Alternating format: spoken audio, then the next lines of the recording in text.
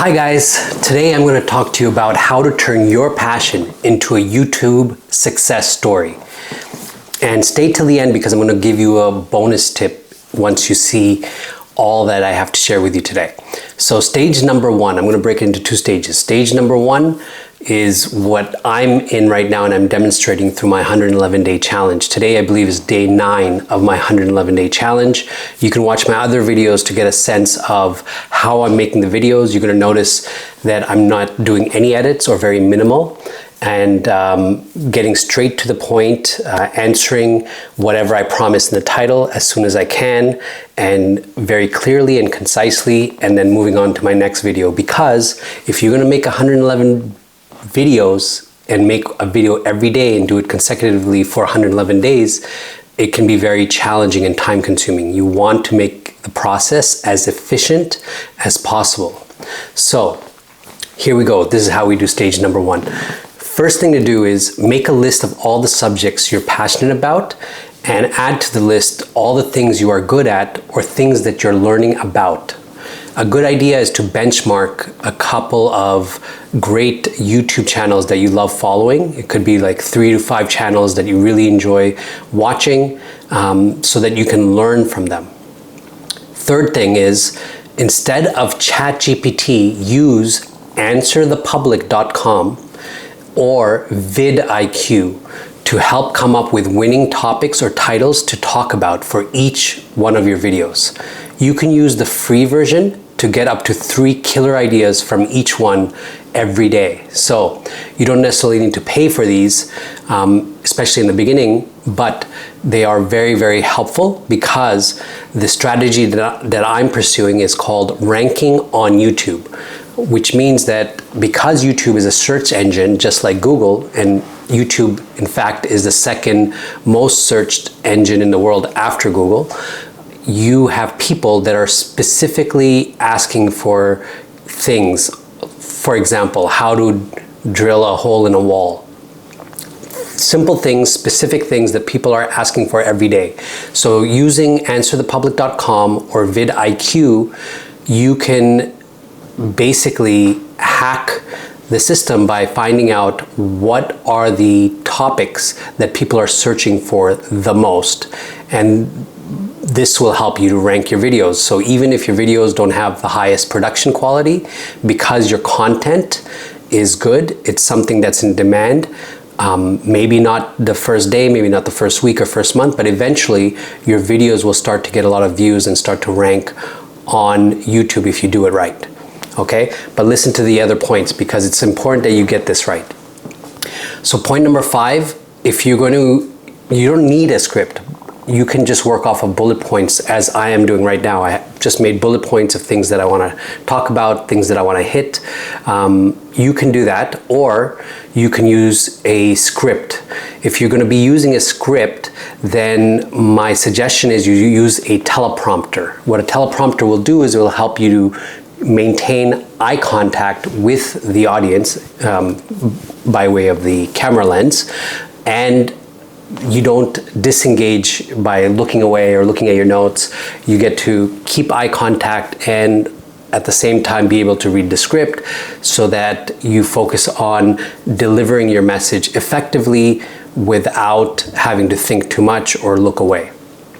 The teleprompter that I recommend that I've been using is called Big View, B-I-G-V-U. It will help you to really turn up your script speaking into the camera in a big way, because you can also slow down and increase the speed at which the text appears. So if you speak faster, you might want it to go faster. If you speak slower, you might want to slow it down. You can also connect your camera. If you have a webcam, you can connect that.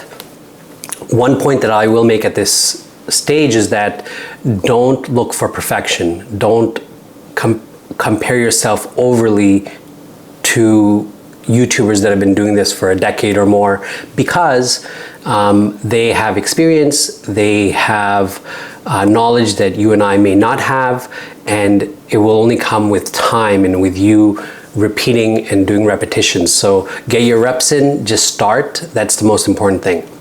Don't look for perfection, just get started. Now the next point, number 6, is you can make it personable, as I said, by just having bullet points, because this way you can talk to each bullet point rather than reading out a script, which may sometimes seem robotic. You guys tell me what you think in the comments below, because some of my videos I am reading a script and others I'm going off of bullet points. Tell me which one you prefer most and why. Point number 7. So this point, most important, shoot your video. Because we can prepare all day, we can prepare an entire lifetime and not get things done.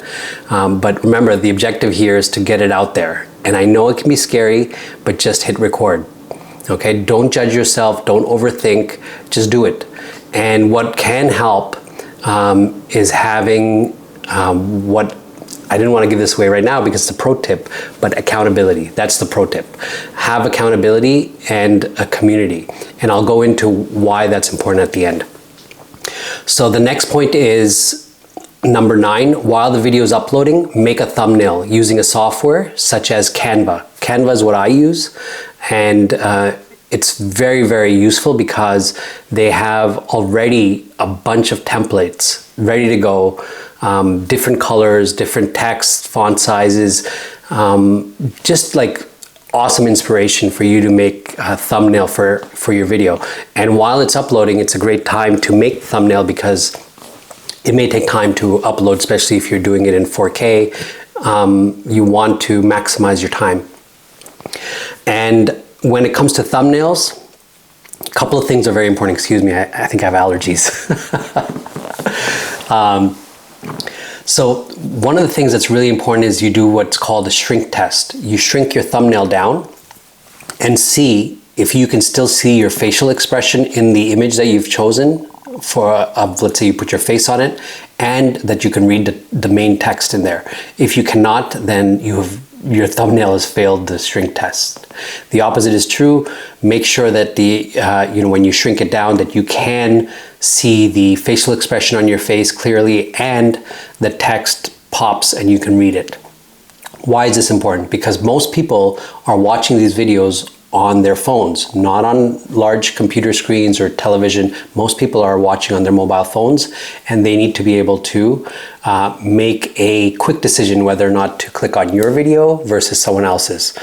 And remember, today it's not about subscribers. What's important is CTR, click-through rate, and AVD, average view duration. So to be able to be click-worthy, you want to have good packaging. You want to have a very good thumbnail, very good title, very good description. Moving on to title and description now that we've covered thumbnails.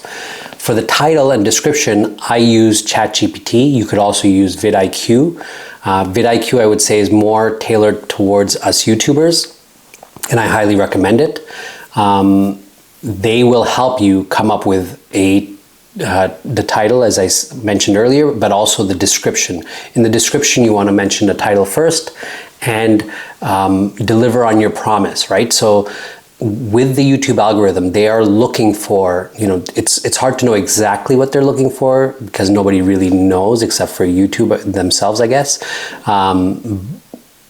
However, this is what I've learned. They are looking for certain keywords. So, for example, today's video is about how to turn your passion into a YouTube success story. I will start with that as a title and a description. Then I'll break it down as to what I've covered or what I'm promising to cover. And I'll have ChatGPT do it or vidIQ. It makes it super simple. And then the next step is number 10. Go back and see in analytics which videos took off and which ones you enjoyed doing most. Okay, this will be maybe after you've done 50 or 100 videos. Okay, you want to go back, look at analytics. Some of the videos will have bombed. Some of them will have done very well. It's hard to predict which ones will in the beginning because you don't know, right? It really depends on a lot of different factors. But if you've done this right, a few of your videos will take off by the time you're done your 111-day challenge. And those videos, see what you can learn from them, see which ones you want to repeat. And this brings us into stage 2, which is you repeat the process that I just stated while refining it each time. So you're going to introduce, for example, edits, because we haven't been editing videos. You now can edit videos, take some time to do it. Maybe after the 111 days, you will not be posting daily. I don't recommend this as a lifestyle on a long-term basis, because the problem with unsustainable paces is the fact that they're unsustainable. So you want to go with something that is more in line with your lifestyle, and maybe you're working during the day, maybe you have other obligations, children, other things. Maybe you want to have a life aside from YouTube. So plan it out. So maybe at this point, after the 111 days, you might be posting once a week, or maybe twice a week. So now you have time to edit, refine your videos, maybe add music to it, perhaps add multiple angles. Right now we're using one camera, you might want to use 2 or 3 cameras, and other things to make your video more engaging, more better quality. But remember, the focus is the audience. You want to, it's not about production quality. I've said this before, it's about content, right? The value of the content that you're giving to your audience. Is it something that's binge-worthy, right? And this is something you may have heard. If you haven't, it's very important today more than ever to make your videos binge-worthy without them having to be hype, right? It's not, there are many channels out there that have built themselves up on hype, and they may have a different strategy, but here we're looking to educate the public. Here we're looking to take your passion and use it to help others. And if you have something you're passionate about, and if there's something that you've learned in life, well, guess what? There are people out there that will want to hear your story. There's an audience out there that will resonate with your unique message. Everyone has a gift, and once you start to go on this journey, you start to discover what your gift is and how best to share that with the world through YouTube. Now, the pro tip that I was mentioning was about accountability and having community. Why is this important? Because when you have accountability, it introduces a level of urgency in what you're doing. So, for example, I have my accountability partner Nish, who's right now in Bali, and she's awesome. She completed a 111-day Instagram live challenge, which she did amazing on, and I'm so proud of her. If you're watching this, Nish, I'm so proud of you.